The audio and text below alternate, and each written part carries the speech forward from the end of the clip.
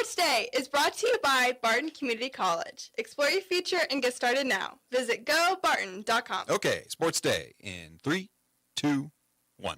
We've played her twice, but we've played her, it seems like, 100 times over the last, 5 years. So it's a little bit of doing the same stuff and doing different stuff, and you want to do what you're best at, but you want to trick the defense a little bit. Same for them, both sides, and so I did. Played them every year for the last, 4 or 5 years, so I think it's two teams that are very familiar with each other, so the wrinkles that they put in, that we put in, that we adjust to, those are going to be key to winning this game. If I still went to Binghamton University, I would say yes, but I've been out for a long time. No, I don't expect them. You expect Kansas City to win. Do. So you expect Josh Allen to lose. I do. But you expect Lamar Jackson to win. I do. The answer is Lamar Jackson. I don't know. Best of my abilities, Green, I don't believe that Jerry Jones reached out to these coaches and tested the waters and kicked the tires, however you want to call it, to see whether they would be interested in becoming the Dallas Cowboys head coach. I was pleased with a lot of things. We had a great start again to the game, built up a lead, but then again, like I say, we didn't finish.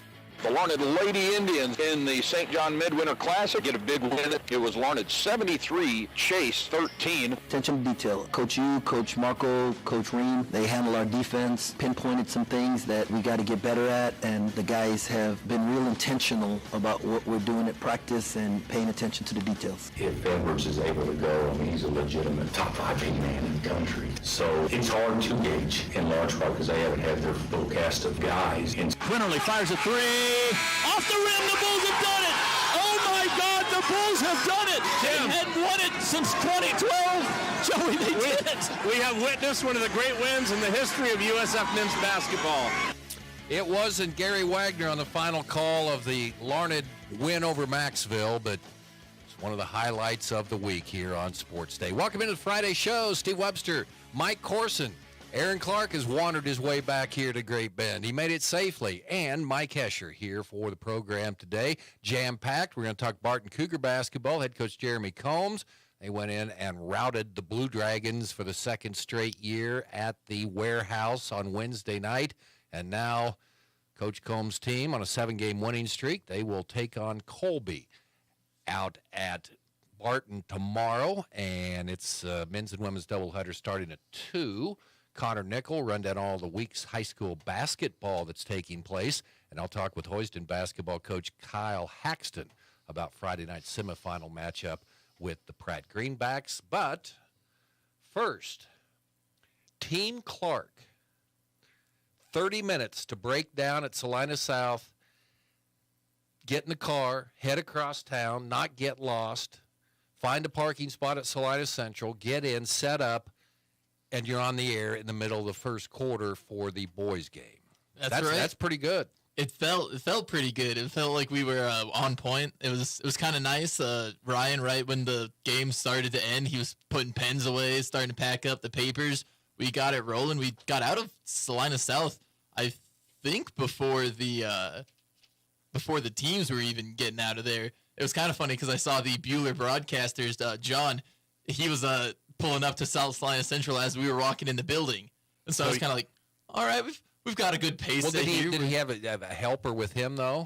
I think he had, it was weird because I swear he had a different guy with him at Salina South. Like he had someone with him, but I thought it was a shorter guy helping him with the girls' game. When we get to Salina Central, it's a little bit of a bigger fella, but I may have looked wrong.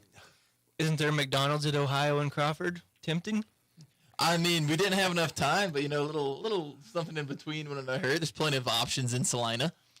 Yeah, Spangles further south. Yeah. A little bit further west, I should say. We got bogeys before we left. Really? Yeah. Oh, yeah. You're not a bogeys guy? Have you looked on the official Eagle Communications website as far as the employee page on what's approved and what isn't? Bogeys is not on that list. We'll have to find out. Hog Wild should be. No, that's not either. Cozy Inn is the only place in Salina to eat. I'm sorry. That's where we're going tonight. There you go. I was going to say, that's But you're not going to go before the game, though, are you? God, no, I wouldn't. I was going to say, not for cozy in. Are you kidding me? No, you smell like a bag of hamburgers going in there. Well, and then who knows what they're going to do once they're in. If you're sitting down for a broadcast, you got to be able to sit down and get cozy. Who knows what's going to happen with those cozy. Marmies probably won't be happy if you eat it in the car as well. All right, let's get going here. Sounds the past 24 hours or so. Patrick Mahomes, more than a little familiar with the Buffalo Bills. Josh Allen, the Bills, more than familiar with the Kansas City Chiefs. Bills and Chiefs square off Sunday. Kickoff set for 6. Who's going to win? Aaron Clark. Oh, I'll still go with Kansas City, just especially after their opening wild card performance. The way the offense kind of looked to be on the uptick. Rashee Rice, I'm expecting him to continue that. And I also wouldn't be surprised. Sky Moore, he got his 21-day activation period opened. I don't know what he is, but getting anyone back, getting any receiver back for the postseason, it's just another person Andy Reid can try to incorporate into the hang offense. your hat on the defense, man, and just go in and see what you can do. Josh, now, I know, shouldn't there be a rule, or is there a rule in the NFL? I don't know. I don't that when you act like you're going to slide and you fake it, shouldn't that be a flag? Define act. Yeah, Well, you kind of pause and you act like you're going to slide, and then you run between two defenders who pulled up. And another rule that he does quite a bit, on a designed run, Pittsburgh got flagged on this one. On a designed run, he rolls, and then he slides, and then they hit him. You're not scrambling. And he's bigger than most of the guys that are trying to tackle him. And I think his scrambling ability is going to be a concern for the Chiefs, as it has been for everybody. So the fake slide, I think, still looks a lot like just a hesitation step that any sort of ball runner would make. And I think just the fact that he is a quarterback makes it hard because they do slide, and they're really the only position on the field. But if you look at it and think about him not as specifically as a quarterback, it looks like a standard hesitation kind of start and stop, especially when you look at it from. If he hadn't slid yet, then just crush him. Mike Corson, who's going to win? I'll go Kansas City. I think Buffalo might be the better team on paper. Vegas agrees, but Kansas City beats them in big games, and it's hard to pick against the Chiefs in the playoffs. And Buffalo's banged up on defense. I think that will help the Chiefs on offense, move the ball, score some points. That's going to be the big thing. Let's say back on the slide, it's the same thing with going out of bounds. A lot of guys don't fake it, but Puka Nacua, or whatever his name is, he was prepared for the collision at the end, but he spun out of it and didn't even get touched. And so it's the same thing there. You could always act like you're going to go out of bounds, and then that guy has to make a split-second decision. Am I going to smoke this guy? And you can cut back in. So it's the quarterback could do that all the time on the sidelines. So you just start acting like it, and then just kind of put on the brakes, and the guy whoop, you go back around him for Mahomes, especially. He's kind of soft-footed when he runs. I always worry he's just going to get laid out on the sideline because is he making an attempt to get out? Because he always slows down on the field. It's like, get out of bounds or don't. Well, that was a big one last year, wasn't it? With the Bengals. I mean, not the big. Yeah, Bengals. Yeah, that was a key play. Hesh, who's going to win tomorrow? I was challenged this morning on Trading Post, and I have a bet, so I'm going with the Bills. Is that with a Broncos fan? Are they even watching football? No, he's a Chiefs fan. He's taking the Chiefs, so I'm taking the Bills, and we're going to meet out at a restaurant, and he's going to buy me dinner when the Bills win. According Hesh. So hey, I go where the money's at. Come on. I hope. I hope you have to go to Bogies or Bono's or whatever that place is. Bogies ain't bad either. I was going to say, Bogey, it was a good and pretty cheap. I'm surprised it's not Eagle. Chiefs and Bills. Kickoff set for 6. Did you give us your prediction? Oh, I didn't. No, Chiefs. I think you made reference to the fact you thought the Chiefs were going to win. Oh, okay. Yeah. Didn't officially say it. Okay, 6 o'clock. Our pregame starts at 4 on B104.3, The Point on Sunday. Michael Wilbon, Tony Kornheiser, my two favorite guys. Two guys that argue. Don't shake your head because you're sitting there watching those other shows. PTI, these two guys argue a lot, but there's a genuine like for each other. And they're two former journalists, or worked at the Washington Post for years. Anyway, they're talking about the dumb question, which quarterback's under the most pressure this weekend? Lamar Jackson or Josh Allen? Wilbon went with Lamar Jackson, which is the obvious choice. Oh, yeah, I'd go Lamar Jackson as well. Just as much hype as surrounding the Ravens team this year. I've been hyping them up, too. Just they're not injured. There's not a whole lot of excuses for them to have if they do lose. But if Baltimore does stumble, it's going to be rough. They're facing a rookie quarterback who does look like one of the best rookies we've seen in years, but still would be a tough break for this talented Ravens roster to fall. Carson, I don't even care what you say. I just want you to – why don't you like PTI? Just some of it, I think, staged. It's a confrontational show, so sometimes they just make up drama to have something to argue about. So I would say on that point, aren't there 8 quarterbacks playing? Aren't they all kind of equally under pressure? What about Mahomes? Here's Mr. Expectation. Everybody expects him to do well. Isn't there some pressure there? Though he's fresh, and you want to repeat as Super Bowl champions, but he is coming off of an underdog, and he's got 2 Super Bowl. That's kind of like he's already got the ring. Lamar, Allen, they're both still trying to chase those rings, and even just from I kind of hit on this earlier this week, but even from a personal standpoint for Lamar or for Josh Allen, trying to get past the Chiefs in the postseason at this point, it's going to start to be a monkey on his back if he can't do it. I'd like to see him get one over on the Chiefs just because I like the quarterback rivalry developing between Patrick Mahomes and Josh Allen. Is what Baker about poor Mayfield? Baker? Oh, has Baker Mayfield got pressure? He's already got 3 postseason wins under his belt. He's one that I don't think he is because he's made himself a lot of money in this postseason. He's playing on a very team-friendly deal in Tampa Bay right now, and I think with the way he's played, there's going to be, whether it's the Bucs re-signing him or not, there's going to be a team. Have any pressure going on in San Francisco? No one expects them to win. Purdy trying to establish himself, cement himself. That's all of them. The really. Packers, house money, I think, is a good term for it. That's been a big question all week. Which quarterbacks are under the most pressure? Do you think those guys are going into, oh, God, I got a lot of pressure? Not at all. I don't think they're there. I think the outside is talking about it a lot more than it's going on inside. Exactly. It's the old chip on the shoulder thing. That's my favorite one, right? Okay, Houston at Baltimore tomorrow, 3:30. Green Bay at San Francisco at 7. Tampa Bay at Detroit at 2. KC at Buffalo, 5:30.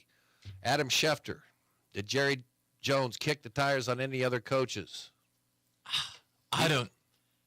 Their coaches won 12 games, 3 straight years. I can see both sides of it, but it feels like they've maxed out in the playoffs. You can win great games during the regular season 3 years in a row of a disappointing playoff Shouldn't upset. You get a lot more credit for winning 12 games a year with Dak Prescott as your quarterback? But with the talent they've had around him, too, and playing in the NFC, it'd be one thing if you're picking up 12 wins in a stacked AFC that has all those talented quarterbacks, but the difference in conference definitely skews it. And like you said, I think there's differing opinions on the talent of Dak Prescott. I think a lot of people agree he's a top 10 quarterback. That's right around the area I'd put him in, 8 to 10, maybe dipping out to 12. Still, just 12 games during the regular season is great, but consistently Mike McCarthy's showing that he might not be able to get the Cowboys past the divisional round. Well, he's done it before. But not in Dallas, and they're so hungry. They just keep getting bounced in the divisional round. I don't even care about the regular season with Dallas anymore. That's kind of what I'm talking about. Like, who cares if you can put up 12 wins if you're going to come and get mollywopped by the Packers as the 7th seed in the divisional round? You can't even make the NFC Championship in the time that I've been alive. But America's You've had team, a very happy life, haven't you? Okay, it's been fun to not like the Cowboys for me. Couldn't you argue 12 losses wasn't that great with that lineup? 12 wins. Or 12 wins, yeah. So 12's great across league standards, but for the lineup they built, I don't know that 12 was sufficient. And then they lose the playoff game. So they do have a kind of ugly loss against the Cardinals, but they did kind of show this year that they tripped up a couple of good teams along the way. Is it a good lineup, or is it a lineup that's just hyped like everything else is about Dallas? I think their numbers were pretty solid this year. They've definitely got some very key players, and like you said, they've got good numbers in the regular season, but when you get into the postseason, it gets a lot more game plan specific, team to team, and I think something that helps is having a balanced offense approach, and this year Dallas was a little more pass heavy. Just Tony Pollard didn't necessarily look as good as he did last year as the lead back for Dallas. Tony Pollard is your lead back. There you go. All that talent they've got. All right, let's get the local stuff here. Alan Clark talking about he liked what he saw from his basketball team. I mean, they gave Unbeaten Hutch a good run on Wednesday night, but they came up short. Lady Cougars fall 74-64, and they will host Colby tomorrow night. And Colby comes in 1-10 in conference play, 5-11 overall, 145 for the pregame show tomorrow on B104.3 The Point. Cougar men, we'll talk to Jeremy Combs coming up here in just a little bit.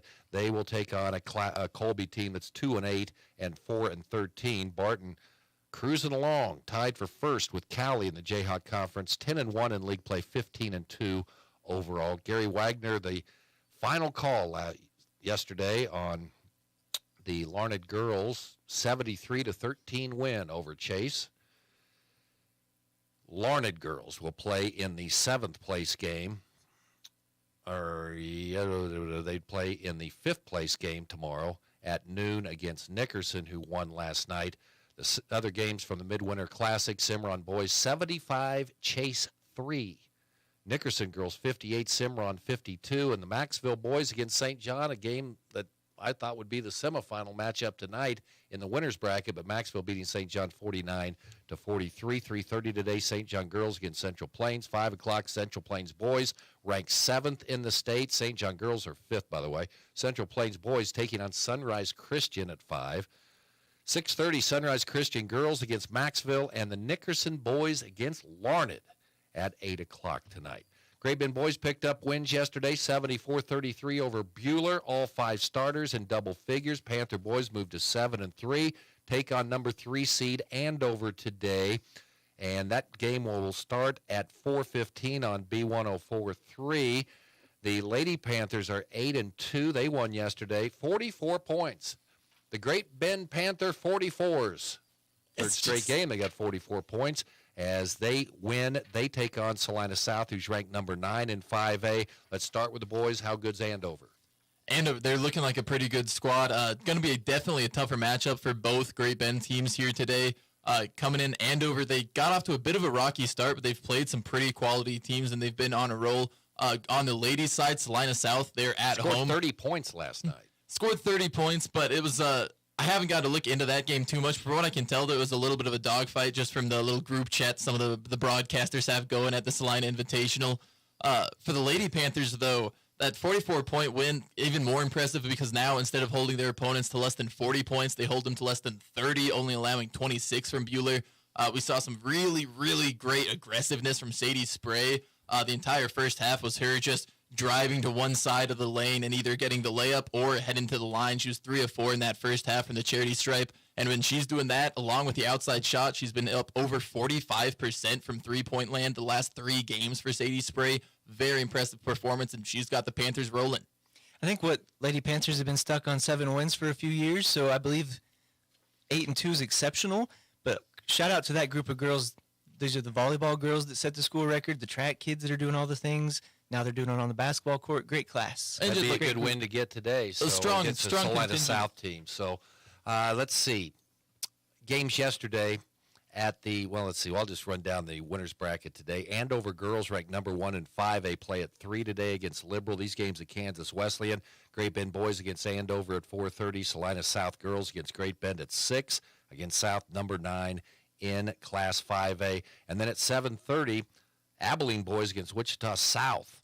The Abilene boys ranked 6th in 4A, South number 9 in Class 6A at the Hoyston Winter Jam. Action gets going today at 3:30.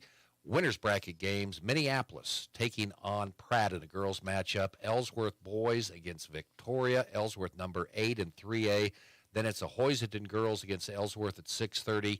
Pratt boys against Hoisington at 8. Mike Hesch will have those calls on 100.7 Eagle Country. In fact, all 4 games today. Okay, what are you looking for tonight, Hesch? Hoiston girls against Ellsworth, Pratt against Hoisington. The girls' game was a rematch of last year, and that was the game, if you're familiar with it, Addie Mason hit a three-pointer at the buzzer to send Hoisington into the championship game, 27-25. Most of the teams, both teams returned, so it'd be interesting to see what happens today because Hoisington with a new coach, a little bit more fast-paced, so we'll see what happens there. The boys' contest, it's Pratt. You probably know more Pratt than I do, but Kyle Haxton has that team playing. They're keeping teams under 40 points a game. You talked about that earlier. They play such aggressive defense, and as we've talked about several times, Caden Hoffman in the middle, he made the tap to Mason Martin, which everybody kind of overlooks. He made a tap into the corner. Mason Martin picked it up, hit the three-pointer. That has been overlooked, but that was as important as the shot almost. Okay, so that's the matchup there. All right, Jerome Tang likes how the focus his squad's been playing with. Certainly, K-State a chance to move to 4-1 as they get Oklahoma State tomorrow at Bramlage. It'll be a let's see, 6 o'clock tip tomorrow on everybody's favorite ESPN Plus, and they could have a chance to move to 4-1 in a four-way tie for first place with KU, Baylor, Texas Tech. KU, they're on the road at West Virginia tomorrow, a team that's just 1-3 in conference play. Bill Self talking about West Virginia's health hasn't been that good. And our final sound of the past 24 hours or so, the call on the Bulls Unlimited radio network. South Florida upset number 10 Memphis last night by the score of 74-73. There you go, sounds of the past 24 hours. Anything, boys, for the cause here today? Yeah, real quick, the Royals, it looks like it could be going to Amazon Prime. So it says exclusive, but then it says it won't impact current satellite and cable subscribers. So curious to see what the market's going to look like blackout-wise. Are you going to have to pay more for Prime to get the Royals? And if you have something like DirecTV, are you still going to be able to watch them on your TV? I've got Amazon, right? That'll be good. But will the Royals be there with Frank White saying no about the sales tax? How about Frank getting the final say? Ouch. Is that the Frank? That is Frank White, yes. Yeah. He is on the city commission or something, the board of something in Kansas City. Yeah, so you go to GreatBendPost.com, check that out as well. So Jeremy Combs in next. We also have Connor Nickel, Kyle Haxton, all on the Friday Sports Day show on KVGB. When it comes to car maintenance, it's good to know a local guy that can get things done. The Eller family has been in the auto repair business in Great Bend forever. Greg Eller continues that long tradition of helping people. Eller Automotive Repair specializes in wheel alignments, oil changes, and general maintenance for all makes and models of cars and small trucks. Open 8 to 5 Monday through Thursday, 8 to 4 Fridays. Eller Automotive Repair at 915 Morton, right behind Great Bend Appliance, Furniture, and Sleep Source, 10th and Morton. Are you unhappy with your current wireless provider? Well, what are you waiting for? Make the switch to Nextech Wireless. Not only will you get great service and the latest devices, but when you bring your number to us, you pay nothing down. That's right. The taxes and activation fee are on us. Certain restrictions apply. Nextech Wireless. Home on the range. Attention high school juniors, explore your career paths at Barton Community College's Junior Day on February 14th. This fun and free day features an on-campus tour, giveaways, yard games, pizza, and did we mention $3,000 in scholarships will be up for grabs. Learn about a variety of career paths, some of which can get you into the workforce and making money in just one semester. Sign up online now through February 1st at juniorday.bartoncccc.edu. It's time to talk Barton Cougar basketball with the head coach, Jeremy Combs, on 1590 KVGB and 95.5 FM. Yeah, it's a Friday edition of Sports Day here on KVGB, brought to you in part by Equity Bank, your hometown sports partner. Visit one of our 5 local area banks in St. John, Larned, Maxville, and St. John. That's equitybank.com. Also by Venture Corporation. They remind you to help a neighbor shop local when you can. And the Cougar Booster Club, continuing their efforts to make the Barton Athletic Department the best in the country. Jeremy Combs, head coach of the Barton Cougars, joining us right now, and he's got some breaking news here, an update from yesterday, and we're talking about Aaron Clark here. This was a big fella. He's an offensive tackle at Emporia State in his day. Now he's just slimmed down. What did you see yesterday, Coach? He was hustling. He got in there and, got done with that girls' game and then hustled it right over, and, man, he was coming in there pretty hot, too. Was he running, though? I mean, it's hard. It's hard to run at Salina Central. At a good pace. Okay. It was a good pace. I tell you what, you can get lost in that school. I haven't been in there in a long time, and they've changed some things, and you can get lost. There were people couldn't remember what door they came in, and I can't remember the last time I was in there. I think it's when Great Bend went to the state tournament in 1988. Yeah. It's a great gym. It's a cool old gym, though, isn't it? Yeah. And just a really neat place. But yeah, it's kind of a maze once you get in there. Are there any of those old places left? Cowley's kind of like that. I mean, it's those older buildings like that, and I think The one Beatrice used to have one. The one I think of is Wichita North, and I haven't been over there. No, they probably got a new. They've gym, got a new 'cause I gym. think- Yeah, but Wichita you remember North, They yeah. had a really cool one. You know, I recruited a kid several years ago back when they played in there, and I mean, you could literally sit behind a pole. You know, your seat might be behind a pole, and you're kind of looking around every time. But no, that was a really cool gym. What about junior college? Are they the old one? You know, there's a few. Did you ever go to Moberly when they played in the old place? It was, and it had a balcony right over the top of it was like an old high school Really? gym. Yeah. Yeah. No, I haven't ever done that. Yeah. There's, but I've played in some really cool ones. I went to, we played, what was it, Rhode Island up there at their place, and it's like a cathedral in there. I also played at UTSA when UTSA was. I think they had a stage on one side, and then UTA and University of Texas Arlington was actually on a stage. So their old facility was, I mean, the court was up on the stage, and then the people, it was like they were in a movie theater.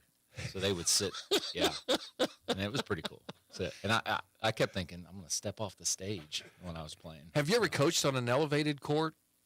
No. You know, I've not. you got to But step yeah, up this. Once they started doing that for the NCAA, that was pretty cool. Would you take a stool up there and sit down, or would you just go ahead and hop off? I've always wondered that. I don't know. I'd probably take my stool. I sit in my stool now, so I'd probably do that. Yeah, okay, all right, very good. All right, let's get to the important things here. Congratulations, 4 straight wins against Hutch, 2 straight wins at the Sports Arena by 20+. And, boy, you talk about a statement game, Coach. 102-80 Wednesday night. Woo! That was a statement, Coach. It was a big one. You know, it's interesting. Everybody, you know, talks about the Hutch games, the Hutch Barton games. Yeah. And you know, as a coach, you wanna win them all. They're all important to you. But there's a lot of people that really like beating Hutch. So lots of text messages afterwards and things like that. But you know, they're a good team, and we just went out there and played really well. We defended well. And then we were shooting it and scoring it, and that obviously helps. I think, you know, I always talk about playing defense and keeping us in games and things like that, but when your offense starts scoring it, that's when you can kind of break things open, and that's what we did.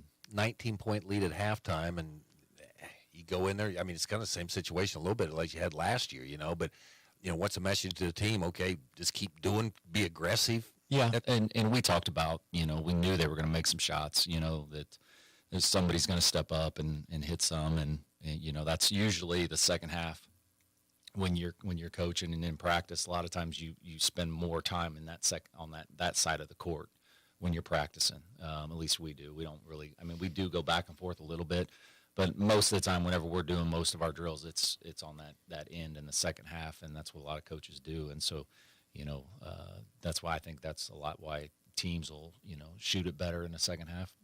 But we knew they were going to make some shots and make a run, and we just wanted to weather that storm. I've never shot at the Sports Arena.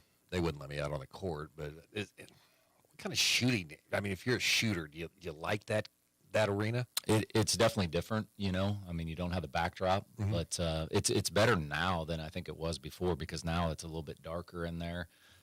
So I think it helps, but you know, us getting those 2 games in at the beginning of the year, I think that helps, you know, where a lot of teams show up and play, and then they get one shot at playing on that court, and you know, we've already got 2 games under our belt, and so that kind of helps us a little bit. Your team's hit the ground running after here in second semester. That's really tough to do sometimes and really hard to do, but man, you've just come out and just rolled here in January. Yeah, I think you know, I think the biggest piece of that is we came back from break, and we have such great chemistry, great guys, and they're all friends, and you know, and love each other and things like that. And I think that you know, when we're getting in practice, I feel like we're getting some stuff done. You know, where sometimes you scratch your head and go, what did we just get out of practice? And I feel like every time we go in practice, we got better. You know, and I think that's a goal as a coach, and I think that goes back to, you know, the Moses, the Legers, those guys that are mature, and you know, have really led this team. And so I think that's the key to us, you know, coming on strong right now. How are practices at this time of year, and how will they be different when you get into February? Yeah, so right now they're they're a little shorter, and you play on Wednesday, and then you got Thursday, Friday to get ready for Saturday. But the Saturday one, we've been kind of taking Sunday off, and then have Monday, Tuesday to get ready for Wednesday. But right now we're talking more quality over quantity. It's more about getting in for an hour and a half, hour 45 versus 2.5 hours in there, and just trying to get some stuff done. But we also have our individual workouts and our group workouts going, so guys are getting plenty of shots up and things like that. Get Colby. Yep. Would that consider to be a trap game? It's a trap game. I mean, I think you'd call it that, but they're coming off a win. And they're not the games that they've played. They're in, so it's not. Yeah, like, they beat Coffeyville. And that happened with Coffeyville. They let them stay in the game, and then they hit some shots late and put some pressure on them. So now they're playing with some confidence, and we definitely have to have our full focus, and that's probably the hardest part right now is getting those. It's easy to get them up for a Hutch game. It's easy to get them up for the Butlers and the Callies, but we've got to make sure that we're focused and locked in for these games as well. And you get some help. We did. Yeah. I mean, Callie goes down, Cloud, and then now you're tied for first in the league. And they've got Butler on Saturday night. Yeah, and that's the thing about, when you look at these schedules, people start to get all worried. Well, this team's in first now. I mean, it could change really quick, and it can change for us too. That's the other side of it. Now we're lucky enough to go on the road and got some big wins. Went to Garden City and the Hutch one, and at Cloud and Butler was a big one for us. But we still have to go to Coffeyville. We still have to go out to Northwest Tech and make that truck out there. So we've got some games, and then obviously those guys coming back to us. But so it can turn around real quick. Yeah. Best thing is you don't have to play Barton twice. That's true. That's kind of a plus in your pocket right now. So, well, Coach, enjoy. And how are you going to travel? You can head in Salina today and then back again? Yep, we're going. I'll go run back over to the school. We'll have practice, and then as soon as we get done there, the wife's going to pick me up, and we're going to head over there and watch that game and come on back. So, all right, travel safe and keep it up. Great job on Wednesday, and man, keep it going. 16-1 right now. Can't wait to see the rankings next week. All right, thank you. Jeremy Combs with us here on Sports Day, and more to come. We'll talk to Connor Nickel up next. Community bankers should actually know your community. Hi, I'm Amy Herrera, Regional Retail Manager for your local Equity Bank. As someone who lives here, I know many of you and I know what's important to you. I've been in the industry a long time and I've helped many people navigate through financial challenges and lead them to financial opportunities. I believe that people bank with people. I'd like to invite you to stop by one of our region's 5 locations and meet our friendly, helpful staff. Let us show you how we're committed to serving you in our communities. At Equity Bank, we're right here beside you. Member FDIC. If you need physical therapy, consider Advanced Therapy in Great Bend and Progressive Therapy in Larned and Hayes. We had a lady that was having some severe back and hip pain, and we worked with her for about 6 to 7 weeks, and we were able to actually restore greater than 80% of her mobility, and we were able to keep her from actually needing that surgery for about 4 years. You don't need to hurt. Physical therapy can help. Call Advanced or Progressive Therapy and Sports Medicine to explore your treatment options and get your life back. Venture Corporation is a homegrown company with almost 50 years of experience in asphalt, paving, and construction, and they need equipment operators, mechanics, and CDL drivers. Venture offers many benefits, including 401k and Blue Cross Blue Shield health insurance. Call Leslie for all the details. Work for a family-owned and family-oriented company that is here today and will be here in the future. Venture Corporation, South Highway 281, Great Bend, is an equal opportunity employer.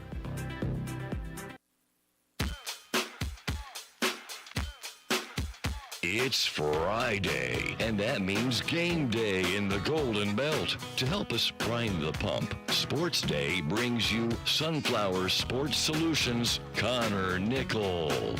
Connor Nickel joining us here on Sports Day on a Friday, as he always does. Connor, happy tournament week to you.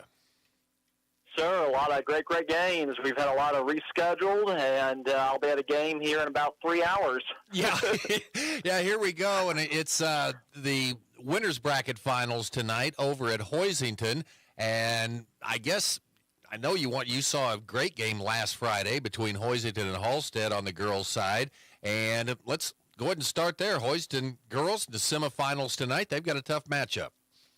Yeah, I want to go back to last Friday. First of all, just a great contest. Hoisington and Halstead battled back and forth, an extremely high-scoring game.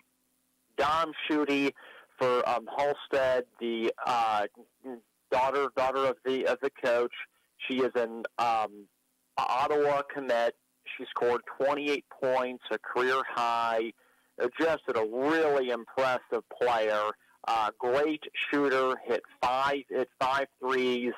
So Coach Schutte has coached Halstead for some time now. His second daughter is also on the team too.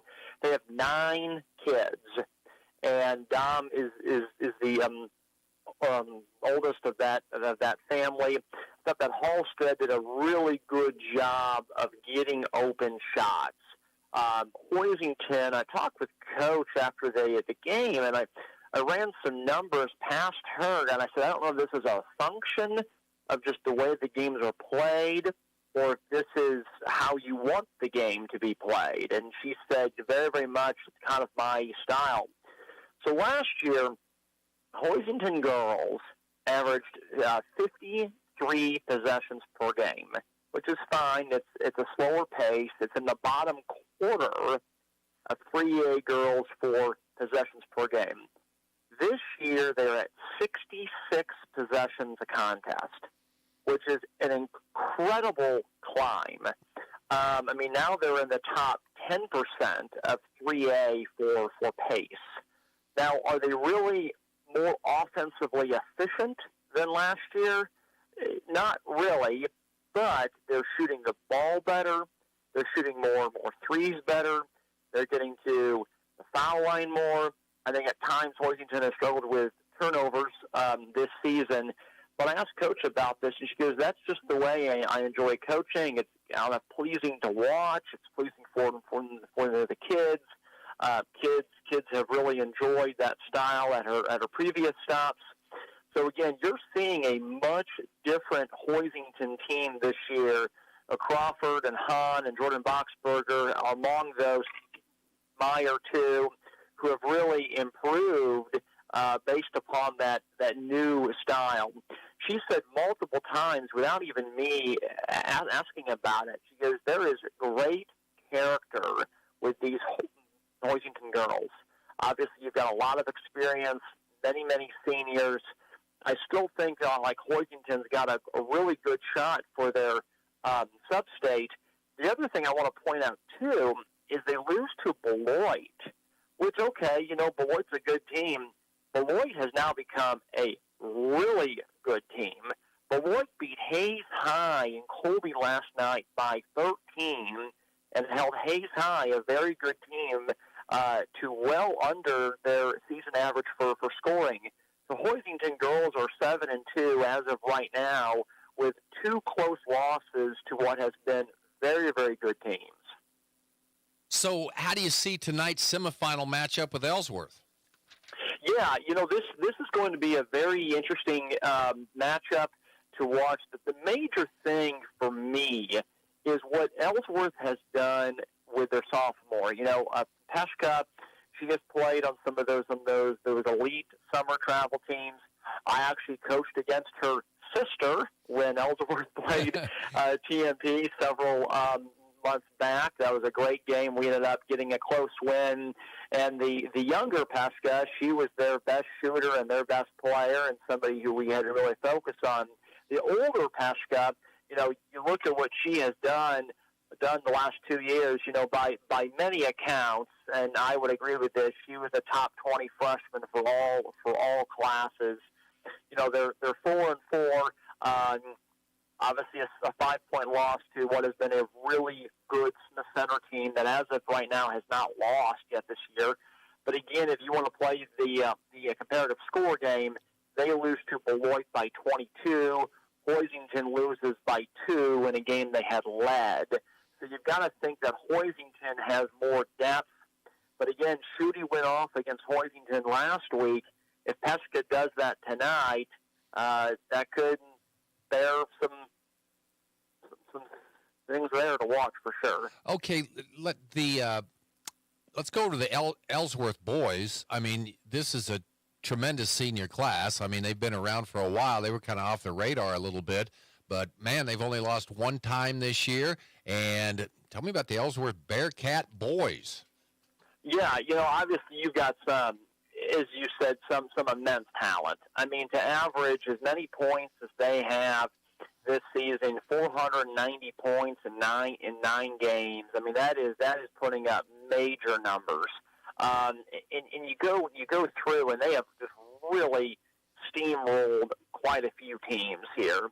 In fact, I don't know if they've had. Obviously, they beat Beloit St. John's Tipton by 3. And Beloit St. John's Tipton, they went to 1A Division II state last year. Coach Bergman's been there for a very long time. He's won a state championship there. That's going to be another 1A Division II contending team. Outside of that, of course, they lost to Beloit by 11. I know Beloit boys are very experienced this year. Then they've just basically trucked a lot of sub-500 teams. They should have more than what Victoria brings, but I do want to give a shout out to Victoria. Obviously, Coach Kellner, who coached Hayes High for 35 years. This is his second year with the Knights, and they have been slowly building. He took over a program that had won 1 or 2 games. Last year, I think he got them to 7 or 8 wins, and this year they're 5-5. The Knights kind of struggled out of the gate early on. But have started to play much better as of late. They've won 4 or 5. They still don't score very much, but they're getting good quality wins. And I've talked with Coach Kellner several times over the last several months, and he is just really enjoying his time there. Last year, he had a player commit and sign to play college basketball. The first player, Steve-O, since 1990 from Victoria boys to sign to play college hoops. Obviously, Victoria is well known for some other sports. Yeah. But Coach K is doing a really good job there. Okay, let's go to the Western Athletic Conference. Of course, teams are in tournaments now this week, so we really get in.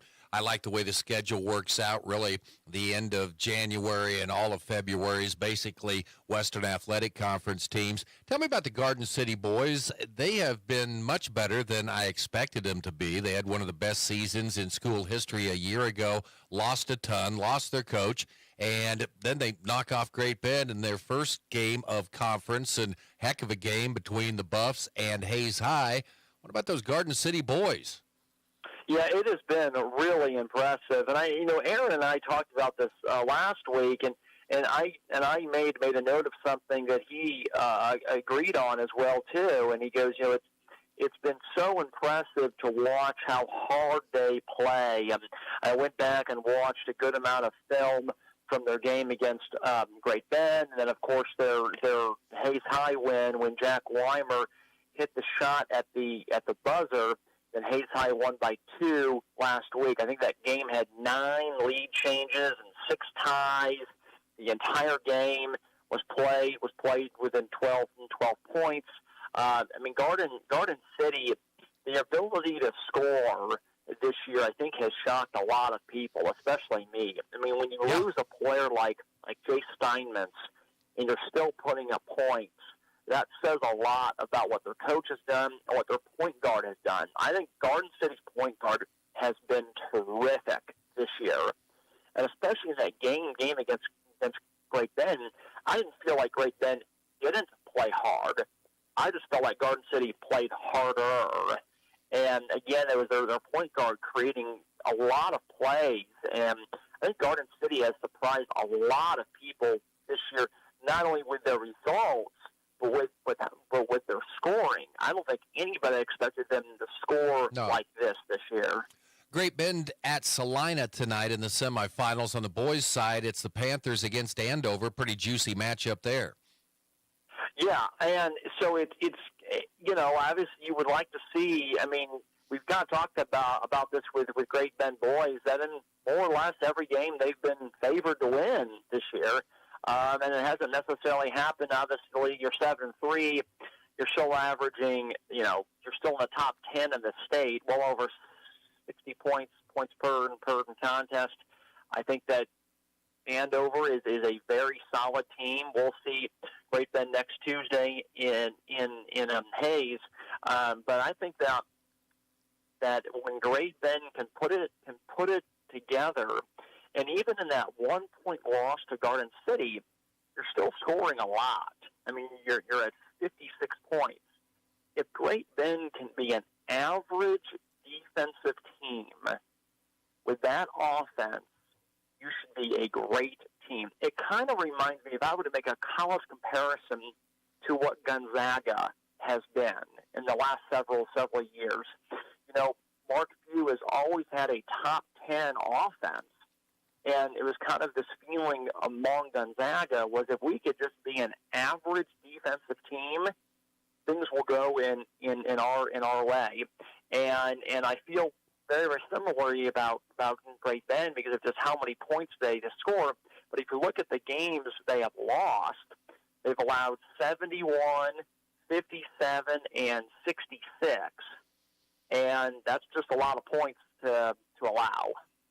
Okay, Lady Panthers get Salina South. What can you tell me about that ball club? They beat Abilene yesterday, 30-28. Lady Panthers, again, scored 44 points. They need to be called the Great Bend Lady 44s because they always get 44 points. But what do you know about Salina South, the team the Lady Panthers will face tonight at Salina?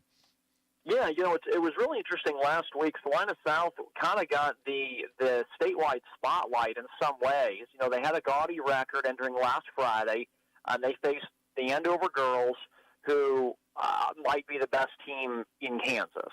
The Andover girls have 2 Division I commits. They've got another freshman who is really, really good. And then Salina South kind of got trucked. And so they lost by 29, but they've got quality wins over Mays. You've got quality. You lost to a really good Derby team. You lost to a Salina. You beat a Salina Central team by 5.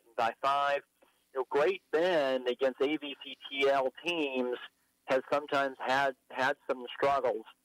So it doesn't necessarily matter to me. Even if Salina South was 3-5, it would still be a team that plays a really hard schedule and plays in a really good league.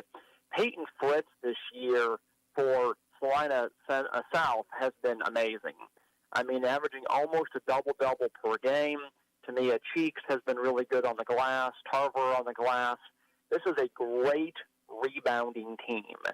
And it's going to be very interesting to see if Great Bend can match up with South on the boards. And again, I completely agree. Great Bend has grinded out some fairly low-scoring wins.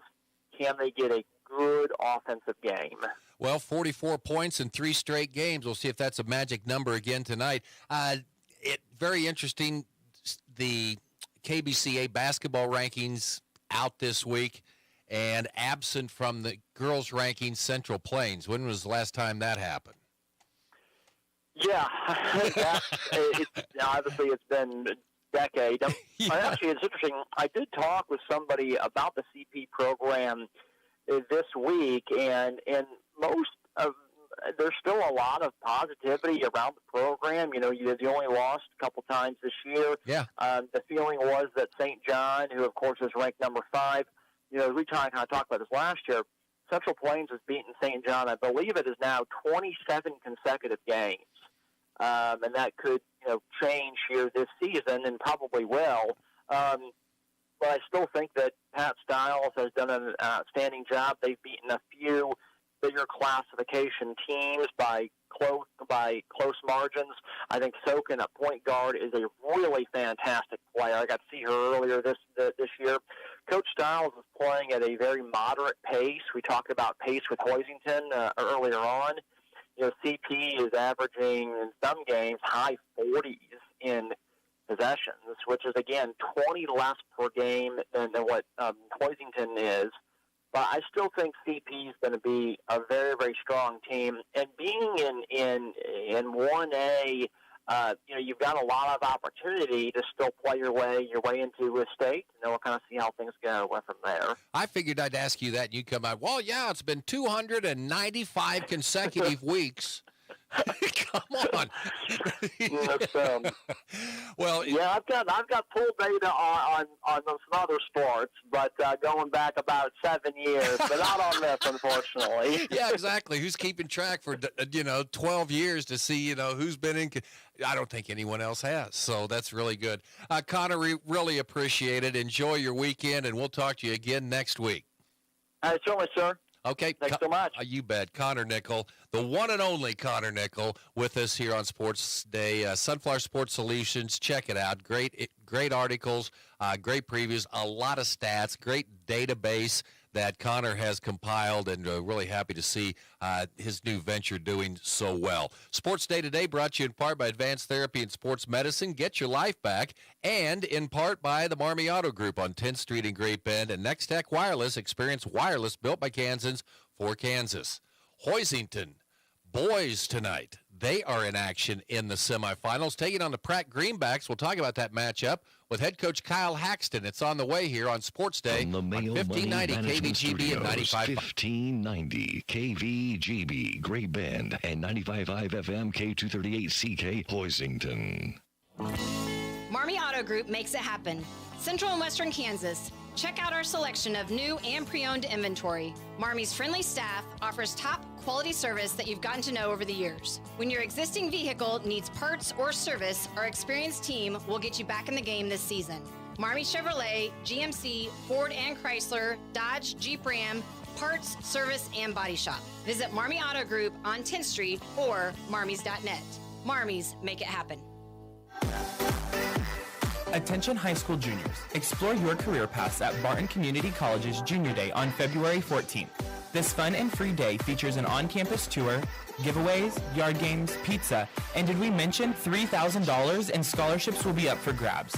Learn about a variety of career paths, some of which can get you into the workforce and making money in just one semester. Sign up online now through February 1st at juniorday.bartoncccc.edu. Hey everyone, this is Cole Ryan, voice of the Barton Cougars. Attending sporting events for Barton Community College is great, but did you know you can support the athletic teams even further by getting involved with the Cougar Booster Club? The Boosters help with fundraising for equipment and facility upgrades to give Barton athletes every opportunity to keep succeeding at the regional and national levels. Join the Cougar Booster Club as an individual or business. Call 620-792-9377. Become a booster today. Go Cougars. Sports Day is presented by Barton Community College and the Cougar Athletic Department. Sports Day on 1590 KVGB and 95.5 FM. Welcome back. Sports Day here on KVGB. Winter Jam taking place tonight. The Hoiston Cardinals, they will be in the semifinals tonight. Head coach Kyle Haxton joining us here on the program. His team advanced with a last-second shot in the opening round to beat La Crosse. He joins us right now. Coach, I was just giving you a hard time because I can't jump. I thought you'd go a little bit more vertical on that last-second three-point shot. You did throw your arms in the air pretty good, so it was a pretty good celebration. I did. I've definitely lost my ability to get off the floor, and that's okay. It was exciting, and I believe it or not, at halftime I was cramping up in my calves because it was such an intense game. Throughout the entire first half, that I go in the locker room and tell Coach Schramer and Coach Thompson I'm cramping up, and I haven't made one trip up the floor yet. But good thing I wasn't jumping around because it could have been worse. Tell me about the final play, Coach. Well, gosh, there's a lot of things that led up to that last second shot. We didn't play very well offensively. I thought we were awesome on the defensive end and just struggled offensively. But 3-point game, we give up an offensive rebound late in the game for them to go up 3. So we knew we needed to get a 3. We called a set we're familiar with, trying to run Mason off of a couple screens, Mason Martin off a couple screens for a 3-point shot. And they took it away. We did end up getting the shot, but didn't score, got the ball back, and then knew we needed to get a three. The ball was in the corner, in the worst place you could inbound it from. Called a timeout, used the last one, knowing that we needed to get one with about 11 seconds left, and it worked out pretty well, although we inbounded it too high. Didn't get the ball back into Mason's hands as quick as I wanted to, and he may have been pushed around a little bit, and they had 4 fouls to give and did not use one. He elevates and shoots a three, and we get to shoot 3 free throws. A little bit tight. Mason missed the first one, made the second one. So we knew we needed to miss the next free throw and get an opportunity to tie the game with a 2. And I didn't have any timeouts left at that point. Thank goodness they called one so we could talk about a little bit of what we wanted to do and have Caden cross screen with Tony, Caden Hoffman, who takes up some space, as you know, and got into Tony's man underneath, and Tony slipped in and almost gets the rebound that causes them to tip it out of bounds. So we have a chance for a last-second inbounds play, and we call one that we've been real successful with, just lobbing it up to Tony. Couldn't get it to him. Inbound it to Caden Hoffman. It bounces off his hands, rolls to the corner. Mason Martin picks it up and knocks it down for a 3, just like we drew it up. Caden told me he tipped it to the corner on purpose. Sure he did. We'll say that we planned it all out, but it definitely wasn't what was drawn up, and it's just nice to be on that side of it because we've been on the other side of it before too.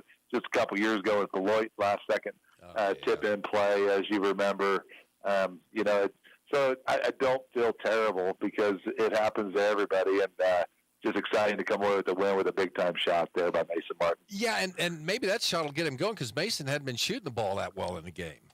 No, he hasn't been shooting like he's capable of by any means, and I hope it does get him going. He's pressing a little bit, and he's a talented player, as you know, and he shoots the ball at a high percentage, but that's exactly what we said. Maybe this is what we needed to get him going a little bit. Okay, Hoffman and Tony and Mason Martin, but talk about the contributions you've been getting from Ren Gala and Randy Chambers. Well, Ren's talented. I mean, he knows the game. He's a high IQ player. He shoots the ball very well. I think he's too unselfish. Actually, we had a situation in practice yesterday where he wasn't taking shots, and I went off. I just hey, you guys shoot the ball. You're wide open. Nobody's guarding you. You're not even attempting to take a shot. And it's told these guys they're the nicest kids in America. I would have loved to have played with these kids back in the day because instead of getting 20 shots up a night, I might have got 35. But these guys got to want to score more, and Ren's capable of having a 20-point night. I mean, he shoots it well. He can get to the rim.